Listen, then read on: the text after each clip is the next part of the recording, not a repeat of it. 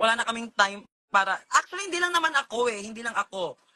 Yung mga ibang drag queens, hindi na namin kaya mag-hayat, lalo na kapag sobrang nagmamadali na. Ako nga, minsan tinatanggap ko na lang na nasasaktan na ako, nung MFFF. Maklay nahatak na ako talaga ng mga tao, and so, ano naman, ganoon ako before, as in. So, hindi talaga pwedeng manggaling sa akin na hindi ako namamansin, like, sa Vera ako. So, alam ni Minty yan. Love ako ni Minty. 'Di ba, mga alaga, bakla ako yung unang bumaba sa mga people noon.